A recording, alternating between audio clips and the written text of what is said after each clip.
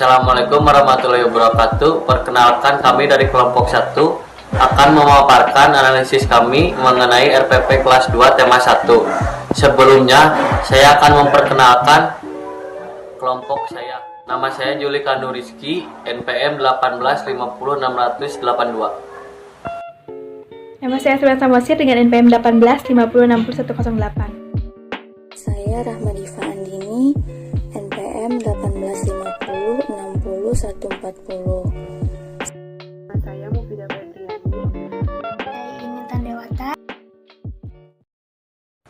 Berdasarkan Permendikbud nomor 22 tahun 2016 tentang standar proses pendidikan dasar dan menengah, Rencana Pelaksanaan Pembelajaran RPP adalah rencana kegiatan pembelajaran tatap muka untuk satu pertemuan atau lebih. RPP dikembangkan dari silabus untuk mengajarkan kegiatan pembelajaran peserta didik dalam upaya mencapai kompetensi dasar. Penyederhanaan rencana pelaksanaan pembelajaran atau RPP sesuai dengan Permendikbud nomor 4 tahun 2019 tertanggal 13 Desember 2019 merupakan salah satu terobosan baru yang dilakukan oleh Menteri Pendidikan dan Kebudayaan Nadiem Makarim.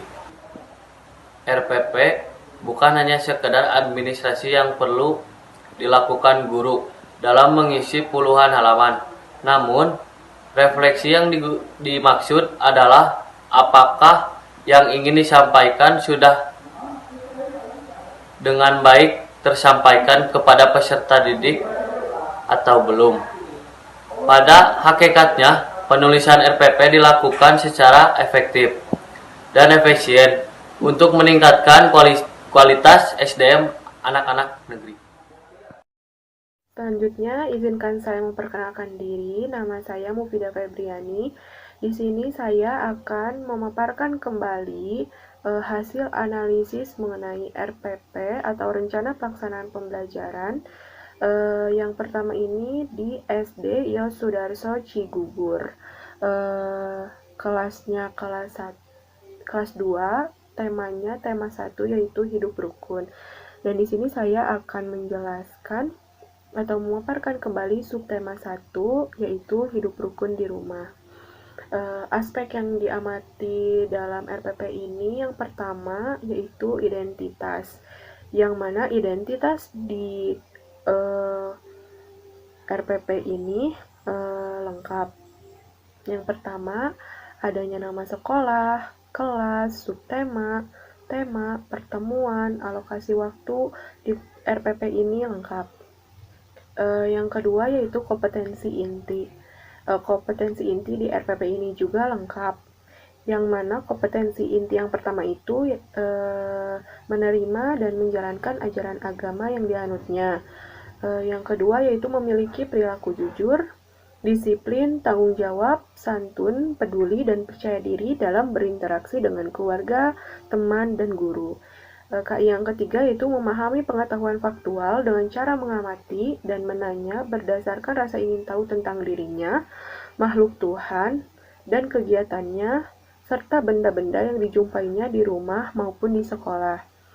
Yang keempat yaitu menyajikan pengetahuan faktual dalam bahasa yang jelas dan logis dan sistematis, dalam karya yang estetis, dalam gerakan yang mencerminkan anak sehat, dan dalam tindakan yang mencerminkan perilaku anak beriman dan berakhlak mulia. Selanjutnya, perumusan tujuan pembelajaran. Rumusan tujuan pembelajaran di RPP ini juga lengkap, yang mana terdapat tujuan realistik dapat dicapai melalui proses pembelajaran. Di sini ada. Yang kedua, relevan antara kompetensi inti, kompetensi dasar, dan indikator. Lalu yang ketiga juga ada yang mencangkup pengembangan sikap, pengetahuan, dan keterampilan. Lalu yang selanjutnya mengandung unsur proses dan hasil pembelajaran. Di RPP ini juga ada. Lalu mengandung audience behavior condition degree, atau audience itu sendiri merupakan siswa, behavior itu tingkah laku atau sikap siswa, condition itu keadaan di tempat. Selanjutnya ada kompetensi dasar. Nah, kompetensi dasar di RPP ini juga semuanya ada. Dari kompetensi dasar sikap spiritual, KD dari KI 1, kompetensi dasar sikap spiritual KD dari KI 2, kompetensi dasar sikap spiritual KD dari KI 3, kompetensi dasar sikap spiritual KD dari KI 1. Yang selanjutnya adalah indikator. Di sini hasil yang kami amati, indikator dan kompetensi dasar sikap spiritual KD dari KI 1 tidak ada. Selanjutnya indikator dari kompetensi dasar sikap sosial dari KD dari KI 1 juga tidak ada, karena KD dalam RPP ini yaitu mulai dari KD 3 dan 4.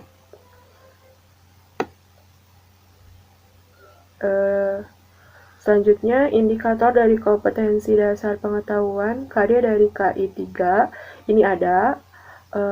Lalu indikator dari kompetensi dasar pengetahuan KD dari KI 4 ada. Karena sudah saya jelaskan tadi, indikator atau kompetensi dasar yang terdapat di RPP ini hanya ada pada KD 3 dan 4. Selanjutnya mengenai materi pembelajaran.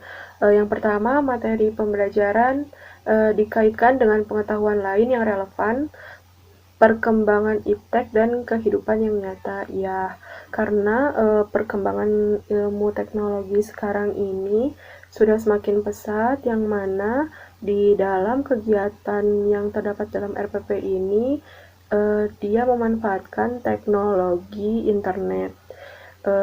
Guru meminta siswa untuk mengakses YouTube.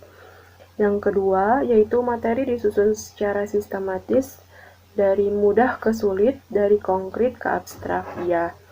Selanjutnya, materi menggambarkan keterpaduan antara mata pelajaran. Ya, ada. Selanjutnya, pada kegiatan pembelajaran. 1. Kegiatan pendahuluan. Pada RPP ini, dia memuat aktivitas penyiapan fisik dan psikis peserta didik dengan sapaan dan pemberian salam. Yang kedua, memuat aktivitas penyampaian kompetensi yang akan dicapai. Ya, di RPP ini juga terdapat itu. Yang ketiga, memuat aktivitas pengaitan materi pembelajaran dengan materi pembelajaran sebelumnya. Ya, lalu yang selanjutnya yaitu memuat aktivitas pengajuan pertanyaan menantang untuk memotivasi. Ini juga terdapat. Lalu memuat aktivitas penyampaian manfaat pembelajaran materi pembelajaran. Yang selanjutnya memuat aktivitas penyampaian aspek yang akan dinilai sama proses pembelajaran. Lalu yang terakhir memuat aktivitas penyampaian rencana atau langkah-langkah kegiatan, misalnya kerja individual, kerja kelompok, diskusi, melakukan observasi, dan lain-lain di RPP ini juga terdapat. Sekian dari saya. Perkenalkan, nama saya Inintan Dewata. Di sini saya akan memaparkan hasil analisis RPP 1 lembar kelompok kami. Aspek yang diamati, yang pertama identitas. Nama sekolah, kelas atau semester, tema, subtema, pertemuan, alokasi waktu, itu tercantum di dalam RPP yang kami amati. Yang selanjutnya ada kompetensi inti. Kompetensi inti di dalam RPP yang kami amati itu tidak tercantum. Selanjutnya ada perumusan tujuan pembelajaran, tujuan realistik dapat dicapai melalui proses itu ada relevan antara KI, kompetensi dasar, dan indikator itu tidak tercantum, mencakup pengembangan sikap pengetahuan dan keterampilan, mengandung unsur proses dan hasil pembelajaran, mengandung audience behavior condition degree itu ada. Selanjutnya, kompetensi dasar. Kompetensi dasar dalam RPP 1 lembar yang kami amati itu tidak tercantum. Baik kompetensi dasar sikap spiritual KD dari KI 1 sampai kompetensi dasar sikap spiritual KD dari KI 4. Yang selanjutnya, indikator. Indikator pun tidak tercantum di dalam RPP yang kami amati. Indikator dan kompetensi dasar sikap spiritual KD dari KI 1, indikator dari kompetensi dasar sikap sosial KD dari KI 2, indikator dari kompetensi dasar pengetahuan KD dari KI 3, dan indikator dari kompetensi dasar pengetahuan KD dari KI 4 itu tidak tercantum. Selanjutnya, materi pembelajaran. Materi dikaitkan dengan pengetahuan lain yang relevan, perkembangan iptek, dan kehidupan nyata. Materi disusun secara sistematis dari mudah ke sulit, dari konkret ke abstrak, dan materi menggambarkan keterpaduan antara mata pelajaran itu ada. Selanjutnya, kegiatan pembelajaran pendahuluan. Yang pertama, memuat aktivitas penyiapan fisik dan psikis peserta didik dengan sapaan dan salam. Yang selanjutnya, memuat aktivitas penyampaian kompetensi yang akan dicapai. Yang selanjutnya, memuat aktivitas pengaitan materi pembelajaran dengan materi pembelajaran sebelumnya, itu ada. Memuat aktivitas pengajuan pertanyaan, menantang untuk memotivasi, itu tidak tercantum. Memuat aktivitas penyampaian aspek yang akan dinilai selama proses pembelajaran, itu ada. Dan yang terakhir, memuat aktivitas penyampaian rencana atau langkah-langkah kegiatan, misalnya kerja kelompok atau kerja individu, itu tidak tercantumkan. Terima kasih. Saya Rahma Diva Andini. Di sini selanjutnya saya akan menjelaskan materi tentang analisis RPP subtema 3, yaitu tentang hidup rukun di sekolah. Yang pertama ada tujuan pembelajaran. Tujuan pembelajaran di sini itu ada 4, yaitu 1. Dengan diberikan teks percakapan tentang hidup rukun, siswa dapat menyebutkan isi teks yang berisi perintah yang berkaitan dengan sikap hidup rukun melalui kegiatan menyimak dengan benar. Yang kedua, dengan diberikan contoh gambar imajinatif, siswa dapat mengidentifikasi ciri-ciri karya gambar imajinatif dengan tepat. Yang ketiga, dengan diberikan benda konkret, siswa dapat melakukan penyumbahan dua bilangan dengan teknik menyimpan dengan cara panjang dengan benar. Yang keempat, dengan diberikan benda konkret, siswa dapat melakukan penyumbahan dua bilangan dengan teknik menyimpan dengan cara pendek dengan benar. Lalu yang kedua itu ada kegiatan pembelajaran. Kegiatan pembelajaran di sini itu ada 3, yaitu berupa yang pertama kegiatan pendahuluan, yang kedua kegiatan inti, dan yang ketiga kegiatan penutup. Dan yang ketiga itu ada penilaian. Penilaian di sini itu ada 3, yaitu yang pertama ada pengetahuan, kedua sikap, dan ketiga keterampilan. Di dalam pengetahuan, penilaian tertulis berdasarkan foto tugas yang telah dikirimkan via WAG, serta penilaian terhadap hasil penugasan secara langsung.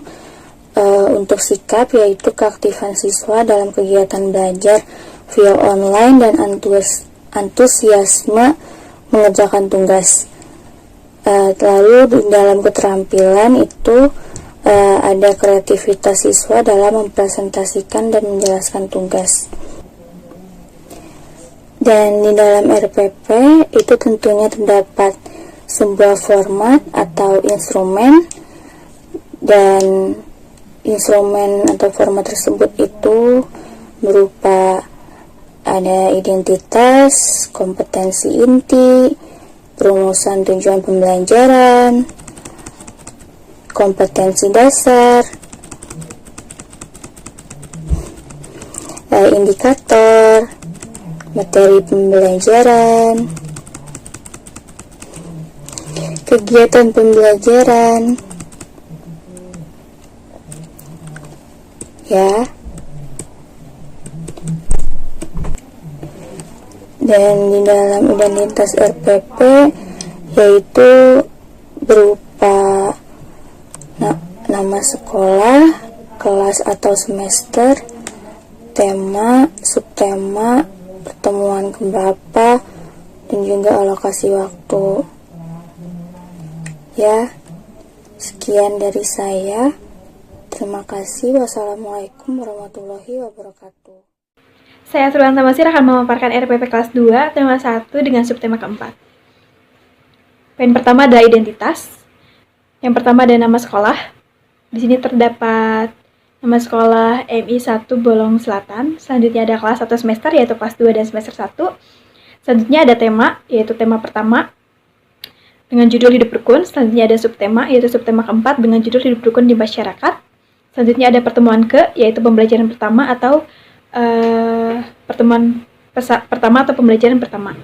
Yang terakhir ada alokasi waktu, tetapi di dalam RPP ini tidak ada alokasi waktu. Poin yang kedua adalah kompetensi inti.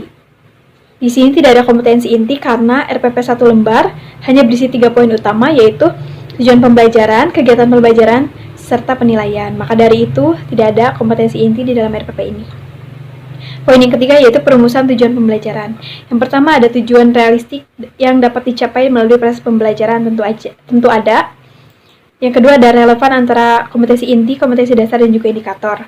Saya tidak melihat ada relevan atau tidak relevannya, karena di dalam RPP ini tidak ada kompetensi inti, tidak ada kompetensi dasar, dan juga tidak ada indikator.